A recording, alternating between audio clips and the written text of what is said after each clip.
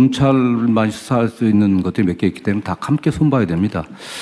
더불어서 제가 대통령께 좀 말씀드리고 싶은 것은 지금 이 담화 문제에 관련해서는요. 저희가 2021년도 이후에 자체 조사한 거에 의하면은 이 외국의 추세는 법인보다도 개인 고발이 더 많습니다. 경쟁법에 있어서 부당 경쟁이라든가 불공정 행위에 관련해서는 미국이 가장 발달했는데 개인 고발이 훨씬 많은데 개인이 네. 고발하는 아니 개인 고발 그 법인의 대표자 실행하는 개인을 저희 처벌하는 공정위에서는 2021년도 이후에 거의 개인 고발을 하지 않고 있습니다. 근데 법인에 대해서는 뭐 과징금을 낸다든가 상한 2억 정도의 벌금 갖고는 아무 의미가 없거든요. 그렇기 때문에 거기에 이 행위를 한 개인들 뭐 그게 실제 오너가 아니라고 하더라도 대표자라든가 실행행위에 가담한 계획 모의한 자들을 처벌해야 되는데 그 처벌이 없습니다. 나중에 법인만 고발하고 나서 나중에 검찰에서 개인 고발해라 고발 요청해 우선은 그때나 고발하고 있거든요. 지금 뭐 그 다음에 가장 큰 게 뭐냐면 공정위에서 열심히 하고 있는데 2021년도 이후에 공정위 고발 사건 중에서 조사 기간만 보통 뭐 1년 반 내지 4년까지 걸리는 게 있습니다. 근데 이게 3년 이하 징역이기 때문에 공소시효가 5년입니다. 5년 다 돼갖고 된 게 대부분입니다. 이 두 건도 마찬가지입니다. 그러니까 거의 다 넘어간다고 그냥 넘어간. 예, 제가 조금 보완해서 말씀드리면 맞아 말씀하시고 가십시오. 그래서 그 부분에서도 사건 기간이 굉장히 고질적으로 장기화되고 있다. 그다음에 공소시효 임박해갖고 고발한 경우가 많다. 그렇게 있고요. 지금 뭐 공정위원장은 뭐 조사를 여기 나온 것처럼 담합이 지금 오랫동안 됐었는데 강제수사 이 표 보면 나오세요. 강제수사 지금 보여주시면 게시일 중에서 수사 기간은 대개 뭐 얼마 되질 않습니다. 실제로 굉장히 급박해갖고 저희들이 수사를 했는데 이 자체 촉발하고 하는 게 이 리니언시 때문에 면책 조항이 있어갖고 다른 경쟁사에서 조그만 경쟁사에서 자체 제업을 검찰이 한 겁니다. 검찰에 같이 한 게 아니라. 그리고 나서 검찰에서 이 설탕 담합 같은 경우는 3번이나 고발을 하라고 요청을 한 겁니다. 그래서 이게 고발이 된 거기 때문에 이 과정이 있어서 정말 신속하게 처음부터 개인까지 같이 고발하고 그다음 처음부터 이게 경찰이라든 검찰이라든 간에 긴밀하게 협조하지 않으면 안 됩니다. 워낙 이게 압수수색할 양들이 굉장히 방대하거든요. 그리고 조사해야 될 게 많기 때문에 그런 면에서 이 조사라든가 공정위 조사와 검찰이든 경찰이든 초기부터 협력 단계 그런 구조가 좀 만들어져야 됩니다. 현재 그게 없습니다. 예, 공정위원장. 예, 뭐 지금 검찰에서 적극적으로 개인 고발을 하게 된 것에 대해서 저는 뭐 잘했다고 판단하고요. 그리고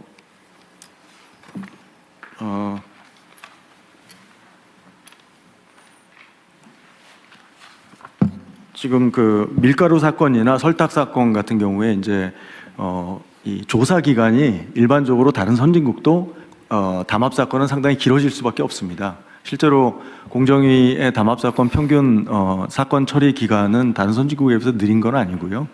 실제로 그 검찰에 이제 자진 신고했을 때 일반적으로 같이 신고합니다. 공정위하고 검찰하고 이게 일반적인 행태고요. 설탕 사건의 경우는 자진 신고 1순위, 2순위가 검찰하고 공정위가 달랐습니다. 그거 이제 자, 그런 얘기는 그냥 됐고요. 네. 하여튼 이 고발 문제도 범죄를 저지르면 원칙적으로 아무나 체포까지 할 수 있는 게 형사소송법의 대원칙인데 왜 공정거래 사건은 누군가가 꼭 고발해야 되고 고발 안 하면 수사도 못하고 기소도 못하고 처벌도 못하고 그게 말이 이상하지 않아요? 저번에 제가 공정위원장님한테 그 얘기 한번 취임 초기에 물어봤잖아요. 예. 전속 고발권 예. 왜 그런 게 필요하냐? 예. 그러니까 지금은 과거에는 고발권 독점했는데 지금은 그렇지 않습니다. 지금은 이제 검찰에서 고발 요청이 오면 공정위는 고발을 할 수밖에 없습니다. 지금 형량법상. 그리고 중기벤처부 장관도 고발 요청을 하면 저희가 고발할 수밖에 없습니다. 그러니까 지금 고발권 독점은 지금 실질적으로 작동하지 않고요. 그런데 예를 들면 밀가루나 설탕 이런 거는 중소기업하고는 관계가 없고 일반 소비자가 피해를 보는데 소비자들은 그 비싼 빵 먹었지 않습니까? 네. 그때까지. 맞습니다. 근데 그 소비자들은 그걸 알아도 고발도 못 한다는 거 아니에요? 왜 고발을 꼭 해야 됩니까? 그러니까 이 공정위 권한이 너무 커요. 그 전속 고발을 폐지하든지 예, 아니면 일정 숫자 이상의 국민들한테 고발권을 주든지 예. 뭐 그렇게라도 좀 풀어야지 이거를 제가 얘기를 들어보면 인력 부족 뭐 너무 많아서 그런다는데 아니 그렇게 너무 많이 위반하는 사회가 이상한 사회지. 그걸 고쳐야지. 어떻게 너무 많아서 고발된 사건만 그러면 자의적이 되잖아요. 다 위반하는데 이 중에 미운 사람 뭐 특별히 이유 있는 사람 거기만 고발해서 처벌하고 나머지는 해당도 그게 말이 됩니까 그게? 그게 정상 사회가 아니죠. 하여튼 지금 현재 공정위에서 고발권을 확산시키는 방향으로 지금 저 제도 개편안을 만들고 있습니다. 그래서 특히 지자체 쪽으로 고발권을 좀 확대하는. 좋은데 너무 오래 걸린다 그 말이에요. 예. 그 이거 제가 얘기한 지 몇 달 된 최대한 것 빨리 같은데. 하겠습니다. 어쨌든 그것도 좀 챙겨 보시고요. 예. 이게 이 부분만이 아니고 이게 이런 게 너무 많아요. 이 권한을 가진 사람들이 자의적으로 누구는 봐주고 누구는 선별해서 하고 이렇게 하면 그 사회가 정상적인 사회가 아니잖아요. 그 권력 남용의 가능성도 커지고. 이게 업무보고 때 제기하셨던 문제인데요. 속도하고 그다음에 내용을 전속고발권 문제는 조금 공정위만 보는 것이 아니라 같이 볼 필요가 있는 것 같아서 함께 챙겨보겠습니다. 그러십시오. 그러면 속도가 그 총리실에서 좀 챙겨서 어쨌든 기업 운영 영역의 이런 체계적인 범법 행위에 대해서는 왜 저는 사회적 폐해나 이런 게 훨씬 더 큰데 저 계란 한 판 훔쳐먹은 서민하고는 차원이 다르잖아요. 근데 계란 훔친 사람은 꼭 잡아 처벌해. 근데 기업들이 국민을 상대로 이렇게 그 거대 범죄를 저지르는 건 뭐 이리 장애물이 많아요, 처벌하는데. 근데 이거 근본적으로 좀 신속하게 획기적으로 좀 바꾸시면 좋겠어요. 예. 그러면은 마지막으로 지금 밀가루 설탕은 지금 이제 과징금 처분을 아직 안 한 거잖아요, 그죠? 안 했습니다. 설탕은 2월 11일 전원회의가 있어서 그때 심의가 이루어집니다. 2월 10일. 10일. 그동안에 시행령을 안 바꿔놨으니 옛날 시행령에 의해서 이것도 경미하게 결국 과징금 처분할 거 아닙니까? 제가 최대한 부당이익 환수를 할 수 있는 것으로서 최대한 신중하게 검토. 과징금 처분의 기준을 우리가 바꾸면 그 내부 처분 기준인데 시행령으로 해놨으면 그것도 법규라서 거기에 따르지 않으면 또 취소 사유죠. 예. 법제처장님 어떻습니까? 그러죠. 예. 그래 빨리 고쳤어야지. 근데 만약에 처분 기준을 바꾸면 바꾸기 전에 벌어진 일도 바뀐 시행령 규칙에 의해서 처분을 할 수 있는 거죠, 이론적으로?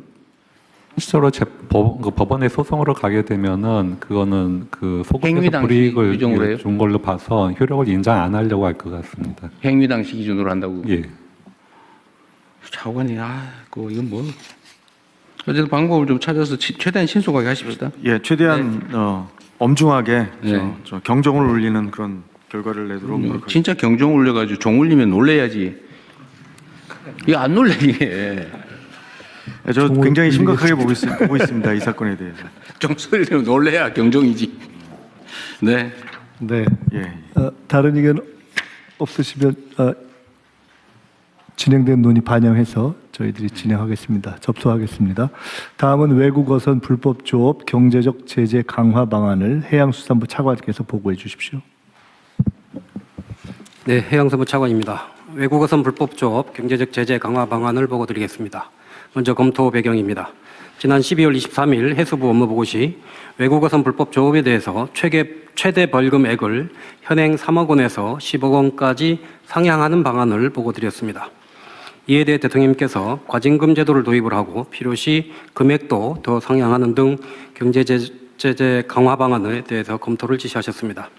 이에 대해서 해수부와 해경은 현장 단속 인력을 포함한 TF를 구성해서 대안을 마련을 하였습니다. 먼저 과징금 도입에 대한 검토 결과입니다. 현행 제도는 불법 어선이 납포되면 검사가 담보금을 부과하고 담보금 납부 시 어선과 선원은 석방됩니다. 이후 재판을 거쳐서 벌금이 확정되면 보관하던 담보금이 벌금으로 대체되어 국고로 귀속됩니다. 이를 볼 때 담보금이 경제적 제재의 성격을 가진다고 볼 수 있습니다. 이러한 제도는 유엔 해양법 협약 73조의 규정과 이를 반영한 국내법인 경제수역어업주권법에 따른 것입니다. 다음 쪽입니다. 과징금 도입 시 과징 금액은 통상 불법 이득에 비례하여 산정하게 됩니다. 타 입법례에 따라 불법 어획물에 3 내지 5배의 과징금을 부과한다고 가정할 경우 과징금이 최대 1억 원 정도에 불과해서 벌금보다도 더 낮게 책정될 가능성이 높습니다. 또한 설사 과징금을 부과한다 하더라도 국내에 거소와 재산이 없는 외국인 선주가 납부할 가능성도 낮습니다. 과징금 미납 시에는 납부된 어선을 몰수하고 있고 어선 몰수는 외국인 선주에게 어느 정도의 경제적 제재로 작용하기는 합니다만 우리 정부 입장에서는 몰수 어선의 공매 대금이 소액에 불과하여 부당이득 환수 효과가 미미합니다. 따라서 외국 어선에 대한 과징금 부과보다는 현행 제도인 벌금과 담보금을 상향하는 것이 경제적 제재로서 더욱 효과적이라고 판단하였습니다. 이에 따른 경제적 제재 강화 방안으로 벌금액을 3억 원에서 15억 원으로 대폭 상향 조정하겠습니다. 다음 쪽입니다. 법무부와 협조하여 담보금 부과 기준도 벌금에 맞추어 상향 조정하겠습니다. 또한 현재 어선 톤급에 따라 차등 부과되던 담보금을 톤급에 관계없이 최고 금액을 부과하는 방안을 적극 검토하겠습니다. 예를 들어 죄질이 가장 나쁜 유형이라고 할 수 있는 무허가 조업 어선에 대해서는 15억 원의 담보금을 부과하는 것입니다. 이와 병행하여 중국 내 처벌도 강화하겠습니다. 중대 위반 어선은 담보금 납부 시에도 중국 해경에 인계하여 중국에서도 처벌받게 하겠습니다. 향후 추진 일정입니다. 최고 벌금액을 3억 원에서 10억 원으로 상향하는 법률 개정안이 이미 발의되어 있습니다. 국회 논의 과정에서 이를 15억 원으로 상향토록 추진하겠습니다. 또한 벌금 상향 시 담보금 부과액도 상향토록 법무부, 외교부 등 관계기관과 적극 협의해 나가도록 하겠습니다. 이상입니다. 이게 지금 중국 불법어선 문제는 중국 당국이 무슨 방임을 하거나 조장을 하거나 그런 건 아니라는 거죠? 최근에 많이 줄었습니다. 물론 근절되고 있다고 보긴 어렵습니다만 지난 한 몇 년간 추이를 보면 이제 그러니까 이게 중국 정부의 무슨 암묵적 방침이나 방임에 의한 것은 아닌 것으로 보여진다 그 말이잖아요. 네, 저희들 그렇게 판단하고 있습니다. 실제로 뭐 그런 것 같은데 중국으로 넘기면 실제로 처벌한다는 거잖아요. 그렇습니다. 최근은 그렇게 하고 있습니다. 그런데 이게 벌금을 상한을 높이고 벌금 상한액에 해당되는 담보금을 내면 사람도 석방해 주는 거고 배는 응유하는 거죠. 배도 보내요.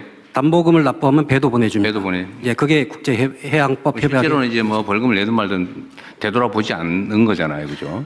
그러니까 실제로는 담보금만큼 벌금이 선고되고 그럼 몰수되고 이제 종결하는 거죠. 그렇습니다. 그래서 그걸 15억으로 올린다. 뭐 그건 뭐 그렇게 하시면 될 것 같고 담보금을 올리기 위해서는 어떤 조치가 필요해요? 그건 담보금이라고 하는 건 어디에 근거한 제도예요? 그래서 그거를 시행하는 과정에서 담보금이라는 것도 현 그것도 법에 법을 고쳐야 되는 거 아닌가요? 대통령님 네.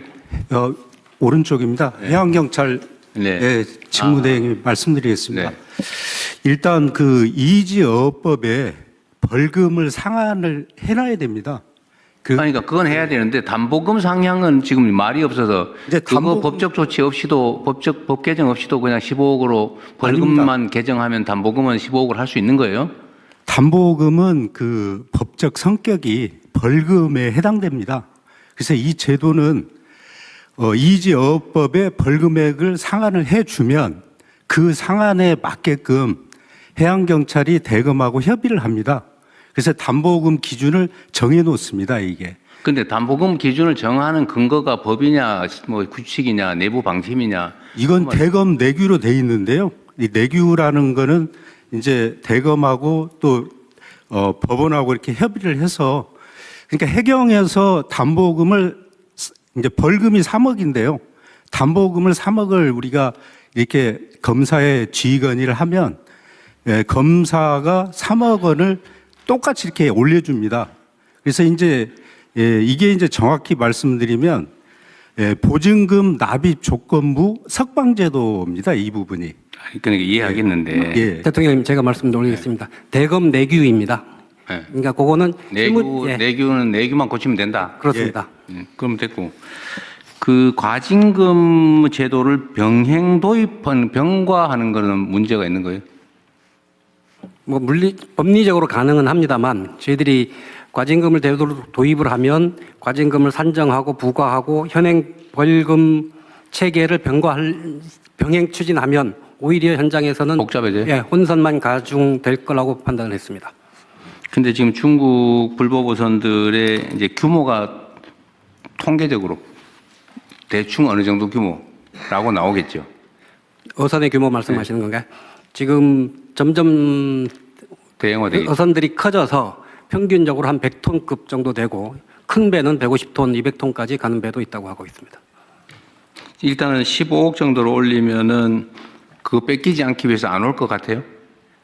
일단 지금 3억이기 때문에 이거를 5배 정도 올리면 상당한 제재 효과가 있을 것으로 저는 판단하고 있습니다. 전에도 좀 한번 말씀드렸지만 어쨌든 거의 선단을 이루어서 오고 그중에 해경이 잡아봐야 한 척 또는 그대 두 척밖에 못 잡으니까 8척, 9척은 안전하게 영업을 하고 돌아갈 수 있으니까 잡힌 그 배에 이 보증금을 모아서 내주기로 하고 같이 떼지어 들어온다는 소문이 있더라고요. 뭐 지금 3억이면 그게 가능할지 모르겠는데 이거를 저희들이 10억, 15억으로 올리면 1억 5천씩 내야 되면 어려울 거다. 예, 그렇게 판단하고 있습니다.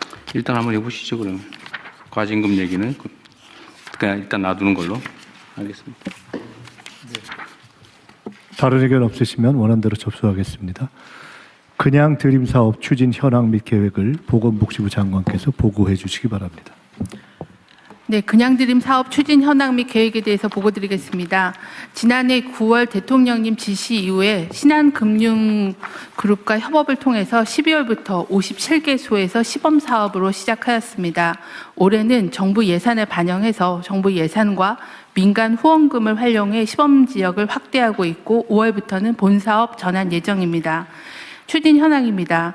1월 30일 기준으로 현재 67개 시군구에서 107개의 코너를 운영하고 있습니다. 접근성을 높이기 위해서 푸드마켓, 푸드뱅크뿐만 아니라 행정복지센터, 사회복지관에도 코너를 설치하고 있고 신안군 등 일부 시군구는 복수로 센터를 운영하고 있습니다. 지난 2달 시범사업 기간 동안에 3만 6천여 명이 이용하였습니다. 이 중에서 16.8%는 기본 복지 상담을 제공하였고 6.2%는 읍면동 심층 상담으로 연계하였습니다. 현재까지 209명에게 기초생활 수급, 긴급복지 등 공적 복지 서비스를 연계 제공하였습니다. 설 명절을 앞두고 발굴된 위기 가구 중에서 에너지 취약계층에는 후원금으로 방한용품도 지원할 예정입니다. 다음은 주요 성과입니다. 그냥 드림 사업을 통해 기본 먹거리 보장은 물론 위기 가구를 다수 발굴하여 복지 자원과도 연계하였습니다. 사례에서 보시다시피 생계가 어려워 정부 지원이 필요함에도 그동안 지원받지 못하던 국민들이 누구나 이용 가능한 그냥 드림 사업을 계기로 복지 서비스를 지원받을 수 있게 되었습니다. 또한 지역 특성을 고려한 다양한 모델이 발굴 확산되고 있습니다. 경기 화성시는 자체 금융복지사업과 연계를 통해 화성형 통합 지원을 제공하고 있고 도서 지역인 전남 신안군은 이동식 드림카를 운영 중에 있습니다. 또한 신한금융그룹 한국청과와 업무 협약을 체결하고 또 농림부 및 농협 그리고 농협이 농촌형 그냥 드림을 추진하는 등 민간과 정부 부처 간의 협업 사례도 확대하고 있습니다. 시범 사업 과정에서 나타난 문제점은 신속하게 보완하겠습니다. 참여 지역은 지속 확대하고 거동이 불편한 노인 장애인에 대해서는 대리 수령하는 것을 허용하고 이동 서비스 활성화 등을 통해서 보완하겠습니다. 노인 일자리, 자활 일자리를 활용해서 지원 인력 배치를 확대하고 현재 물량 부족이 가장 문제인데요. 전국과 광역 푸드뱅크의 여유분을 신속하게 재배분하고 민간 자원을 발굴하는 노력도 지속하겠습니다. 향후 계획입니다. 현장 성과와 한계를 면밀히 분석해서 5월 본 사업을 내실 있게 준비하고 그냥 드림 코너를 300개소 이상 확충할 수 있도록 하겠습니다. 협조 요청 사항입니다. 지방정부가 신속하게 사업에 참여할 수 있도록 행정안전부의 협조를 부탁드립니다. 신속한 그 코너 확대 등을 위해서는 추가 예산 확보가 필요합니다. 기획예산처의 협조를 부탁드립니다. 대국민 홍보 관련해서는 문화체육관광부의 지원을 부탁드립니다. 이상 보고를 마치겠습니다. 네. 이게 지금 전국이 시군구가 250 몇 개 아닌가요? 현재 시범사고 하고 있는 데는 67개 시군구고요. 아니, 그러니까 107개 코너만 운영을 하고 있습니다. 226개 시군구, 17개 강력에서 228개입니다. 예. 기초 단체가 228, 네. 228인 것 같아요. 67개만 하고 있다는 거 아니에요, 지금? 네. 그럼 나머지는 지금 안 하고 있다는 거잖아요. 아니요, 현재 계속 준비 중에 있고요. 올해 예산이 반영된 거는 150개소까지 확대하는 거는 계획이 되어 있어서 순차적으로 사업을 진행하고 있습니다. 이거 실제로 예산도 거의 들지 않는데. 제일 많이 드는 거는 물품 구매하는 비용이 한 반 이상 들고요. 그 다음에는 이제 전담 인력에 대한 수당이나 인건비 지원이 좀 들어갑니다. 제가 보기에는 주민자치센터나 이런 데다가 공간이 좀 있으면 설치하고 저기 자원봉사 시켜도 될 텐데, 그럼 너무 엄격하게 막 고용하고 무슨 규모 있는 사무실 만들고 이렇게 할 필요 없는데.